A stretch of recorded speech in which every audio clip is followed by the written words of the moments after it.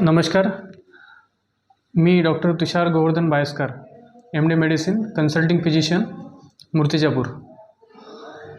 मी मागील 10 वर्षापासून मूर्तिजापूर शहरामध्ये स्वर्गीय गोवर्धनराव बायस्कर मेमोरियल हॉस्पिटलच्या माध्यमातून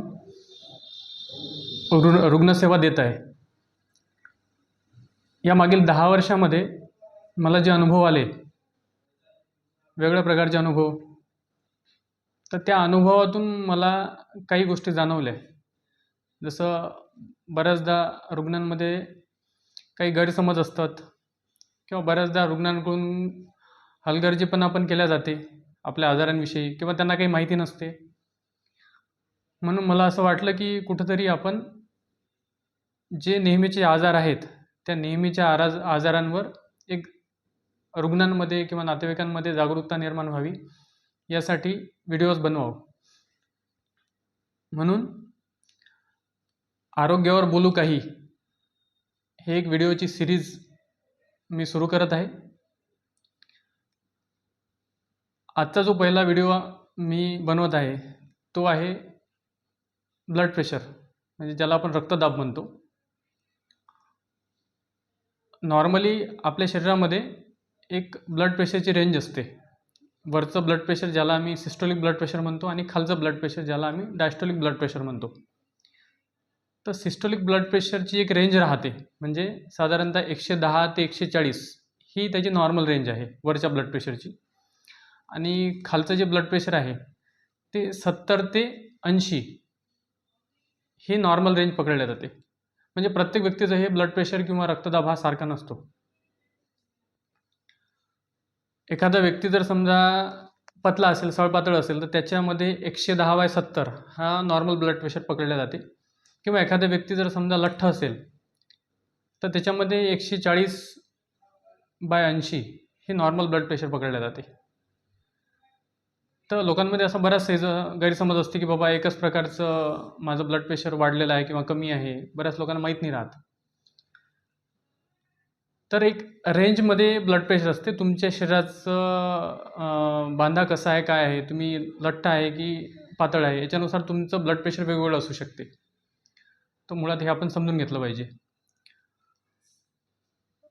दुसरं महत्त्वाचं की आता या नॉर्मलच्या व्यतिरिक्त जेव्हा ब्लड प्रेशर वाढते त्याला आपण म्हणतो उच्च रक्तदाब. उच्च रक्तदाब म्हणजे त्याला इंग्लिशमध्ये हायपरटेन्शन म्हणतात. हा हायपरटेन्शन धोकादायक असतो, कारण उच्च रक्तदाबामुळं आपली डोळे आहेत, आपलं मेंदू आहे, आपलं हृदय आहे किंवा आपले किडनीज आहे याच्यावर परिणाम होतो. त्याच्यामुळं स्ट्रोक म्हणजे लकवा येऊ शकतो, हृदयविकार म्हणजे हार्ट अटॅक येऊ शकतो, याच्यामुळं किडन्या फेल होऊ शकतात आणि एखाद्या व्यक्तीची डोळ्यातली नस फुटून त्याला आंधळेपणा पण येऊ शकतो. तर हे याचे दुष्परिणाम आहे हायपरटेन्शन म्हणजे उच्च रक्तदाबचे. म्हणजे आपला जो रक्तदाब आहे हा नॉर्मल लेवलमध्ये असला पाहिजे. तर याच्यामध्ये आपला रोल काय आहे? याच्यामध्ये बऱ्याचदा काही पेशंटमध्ये असं गैरसमज असतो की बाबा ब्लड प्रेशर एखाद्याला निघाला, हायपरटेन्शन निघाला, उच्च रक्तदाब माहीत पडलं, तर लोक काही दिवस गोळ्या घेतात आणि बंद करून टाकतात. त्यांच्यामध्ये हा गैरसमज असते की बाबा आपल्याला गोळ्याची आदत लागेल, त्याची सवय पडेल. पण हे पूर्णतः चुकीचं आहे. जर तुमचं ब्लड प्रेशर जर नॉर्मल राहत नाही आहे आणि वाढलेलं राहत आहे, म्हणजे जर हायपरटेन्शन आहे तुम्हाला, तर तुम्हाला ते नॉर्मल ठेवण्यासाठी आयुष्यभर ह्या गोळ्या घ्याव्या लागतीलच. तुम्ही जर गोळ्या घेतल्या नाही, तुम्ही दुर्लक्ष केलं, तर तुमचं ब्लड प्रेशर हळूहळू खूप जास्त प्रमाणात वाढत जाईल आणि ते वाढल्यामुळं मी जे सांगितलं आहे आपल्या शरीरावर कोणत्या कोणत्या अवयवावर परिणाम होते ते होऊ शकते. म्हणजे अटॅक येईल, लकवा येईल, किडनी फेल्युअर होईल, आंधळेपणा येईल, ह्या सगळ्या गोष्टी. तर मुळात तुम्हाला गोळ्या ह्या आयुष्यभर घेणं आहे. बऱ्याचदा काही पेशंट काही दिवस, काही महिने गोळ्या घेतात आणि बंद करून टाकतात आणि नंतर असा विचार करतात की आपणाला काही जेव्हा त्रास होईल तेव्हा आपण डॉक्टरकडे जाऊ. बऱ्याचदा मी असे पण पेशंट बघितलेले आहेत की ते वाट बघत होते की आपल्याला काही त्रास होईल आणि आपण डॉक्टरकडे जाऊ. त्याच्या अगोदरच त्यांना लकवा आला आणि ते कोम्याच्या परिस्थितीमध्ये माझ्याकडे आले, कोम्यामध्ये, आणि बऱ्याच पेशंटची तशामध्ये मृत्यू किंवा डेथ पण होऊ शकते. त्याच्यामध्ये सांगण्याचं तात्पर्य हे आहे की जर तुम्हाला बीपीचा आजार आहे तर तुम्हाला आयुष्यभर ह्या गोळ्या घ्याव्याच लागतील. जर घेतल्या तरच तुमचं ब्लड प्रेशर नॉर्मल राहू शकते. कारण मुळात ब्लड प्रेशर होणं म्हणजे तुमचं शरीर तुमचं ब्लड प्रेशर किंवा रक्तदाब हा नियंत्रित ठेवू शकण्यामध्ये सक्षम नाही आहे. म्हणूनच तुम्हाला तो आजार झालेला आहे आणि ते ब्लड प्रेशर नियंत्रित ठेवण्यासाठी तुम्हाला गोळ्या ह्या घेणंच आहेत आयुष्यभर. तर याच्यामध्ये गोळ्या वेगवेगळ्या प्रकारच्या असू शकतात. आता बऱ्याचदा काही पेशंटमध्ये हा गैरसमज असते की बाबा डॉक्टरने मला हाय पॉवरच्या गोळ्या दिल्या आहे, लो पॉवरच्या. याच्यामध्ये पॉवर हे वेगवेगळे राहतात, पण तुमच्या ब्लड प्रेशरचं प्रमाण किती प्रमाणात आहे वाढलेलं आहे, म्हणजे थोडंसं वाढलेलं आहे की खूप जास्त प्रमाणात वाढलेलं आहे, त्याच्या आधारावर डॉक्टर तुम्हाला तुम्हाला जे योग्य पॉवर आहे, त्या पॉवरच्या गोळ्या तुम्हाला डॉक्टर लिहून देतात. त्याच्यामुळे याच्यामध्ये बुवा आपल्याला हाय पॉवरच्या गोळ्या दिल्या किंवा लो पॉवरच्या दिल्या, असा हा गैरसमज रुग्णांनी कृपया करू नये. तुम्हाला ज्या योग्य प्रकारच्या किंवा योग्य पॉवरच्या गोळ्या पाहिजे असतात, त्याच डॉक्टर तुम्हाला लिहून देतात आणि त्याच तुम्ही रेग्युलरली घेतल्या गेल्या पाहिजेत. बऱ्याच याच्यामध्ये पेशंट लोकं त्यांना बरं वाटायला लागल्यानंतर त्या एक तर गोळ्या कमी करून टाकतात किंवा बंद तरी करतात. ते सरासर चुकीचं आहे. अशामध्ये तुम्ही स्वतःचा जे जीव आहे ते धोक्यात टाकता आणि नवीन रोगाला आमंत्रण देता. आता ह्याच्यात आपल्याला काळजी काय घ्यायची आहे?